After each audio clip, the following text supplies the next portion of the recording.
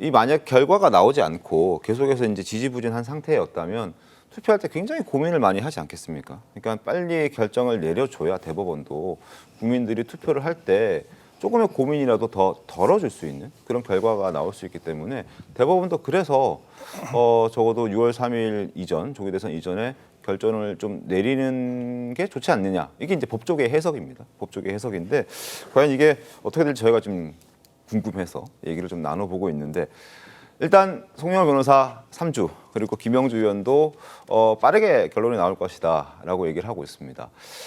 주진우 의원의 경우에는 5월 중순에 선고가 나올 수도 있다 이렇게 얘기를 하고 있습니다. 들어보겠습니다. 이재명의 공직선거법 위반 사건이 드디어 대법원에 배당이 됐습니다. 배당이 됐다는 얘기는 무슨 얘기냐면 언제든지 선고가 가능하다는 거예요. 그러면 이론적으로 검토를 해본 다음에는 내일, 모레 혹은 일주일 뒤에도 선고가 가능합니다. 현재 4월 22일이니까 일주일에 2번, 3번씩 평의를 한다라고 생각하면 이 법리에 대해서 대법관들은 평의를 뭐 4-5차례 하면 끝나거든요. 그래서 5월 중순경 또 배당받고 한 달 내인 적어도 5월 20일 전에는 선고할 수 있는 여건이 충분히 된다라고 생각합니다. 대법원의 선고 시점도 중요하고 그리고 내용도 굉장히 중요합니다. 화면 보겠습니다. 어떤 결과가 나올 것이냐. 경우의 수는 3가지가 있습니다. 자, 상고 기각, 무죄를 확정해 주는 거죠. 그리고 파기환송, 이제 유죄 취지 혹은 무죄 취지로 다시 2심 재판부로 보내는 겁니다. 니들 다시 판단해봐 라고 대법원이 다시 돌려보내죠. 돌려보낼 시간도 없다. 그러면 대법원이 스스로 판단할 수 있습니다. 파기 자판이라고 하는데 이건 좀 가능성이 낮아 보인다는 전망도 있습니다. 저도 파기 자판의 결과를 본 적이 없습니다. 기자 생활 10년, 15년 넘게 하면서 저걸 본 적이 없고 다만 이제 논란이 될 수 있는 것은 헌법 84조 논쟁은 계속 벌어질 수 있습니다. 과연 지금 이걸 그대로 결론을 짓지 않고 남겨둔다면 나중에 혹시라도 만약에 가정을 해서 이재명 후보가 대통령이 된 이후에 재판 과정은 어떻게 될 것이냐. 내란, 외환 아닌 이상 소추될 수 없다라는 게 이제 헌법 84조의 내용인데 이미 진행하고 있던 재판까지 멈추겠다는 게 멈출 수 있다라는 게 이재명 후보 측의 주장이고 아니다.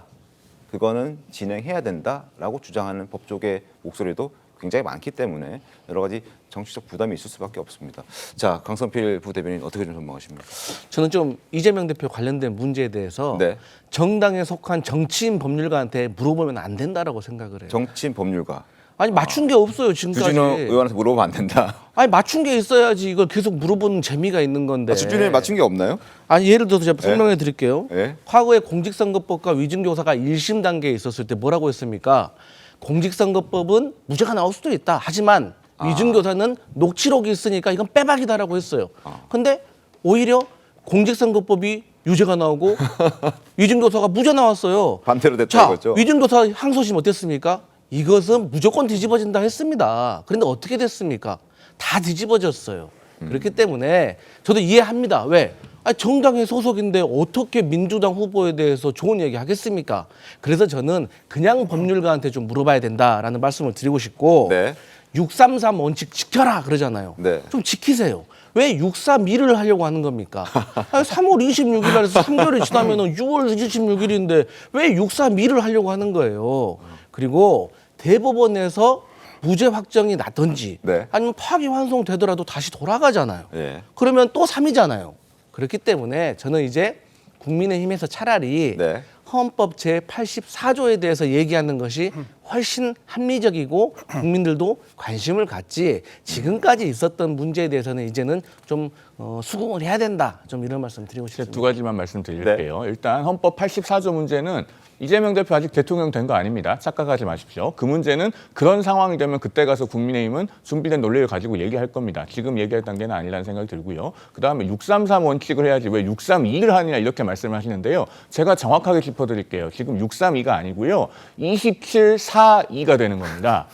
1심이 6개월 안에 끝내야 되는데 799일 걸렸거든요. 그러니까 개월수로 하면은요, 이게 지금 몇 달이 걸린 겁니까? 이걸 한번 잘 계산해 보시기 바랍니다. 근데 제가 전에도 우리 송 변호사님께 말씀드렸지만 이재명 대표와 같은 해에 공직선거법으로 기소됐는데 아직까지 결론이 안 난 건수가 28건이 있고요. 네. 이재명 대표보다 2년이나 먼저 기소가 된 공직선거법 중에 아직도 결론이 안 나온 게 23건이나 있습니다. 아하. 그래서 이재명 대표와 관련해 가지고만 이렇게 늦어진 게 아니다를 말씀드립니다. 이재명 대표가요, 경기도지사 선거 끝나고 나서도 선거법 위반으로 허위사실공표 재판을 받았잖아요. 그때는 1심과 2심이 모두 다 6.3에 부합하게 진행이 됐습니다.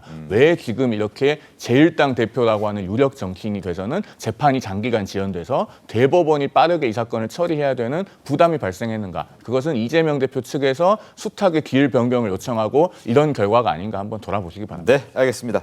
자, 민주당 내부에서도 전원 합의체 회부를 놓고 전망이 좀 엇갈리는 분위기입니다. 전현희 의원 우려를 드러냈습니다. 들어보겠습니다.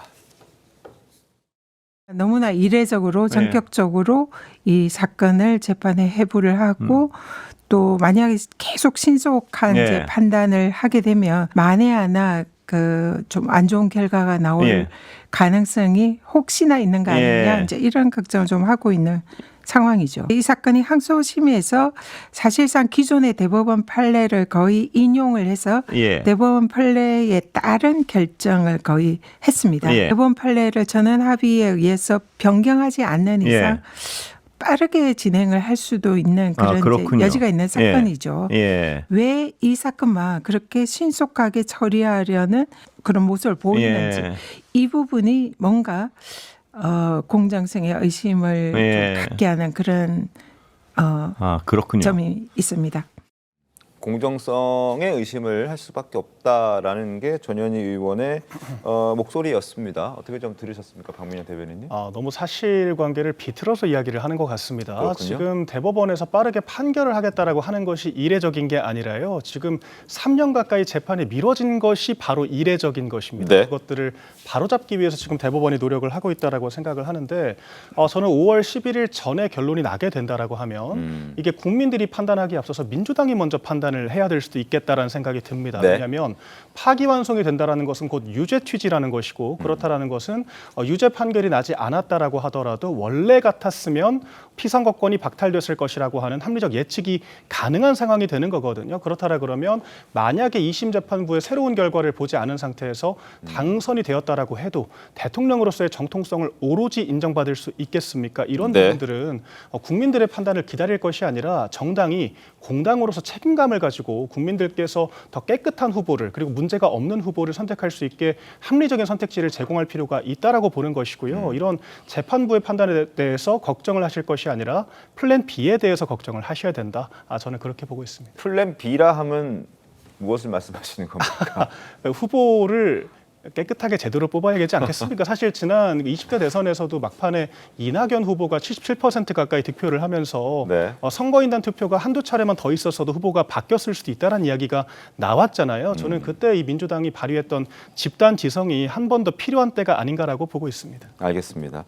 자, 내일 대법원이 한 번 더 빠르게 어제에 이어서 하루 쉬고 내일 다시 심리하겠다라는 강한 의지를 좀 보여주고 있는 그런 상황이고, 그러나 심리가 길어질 수밖에 없다는 의견도 있습니다. 화면 보겠습니다.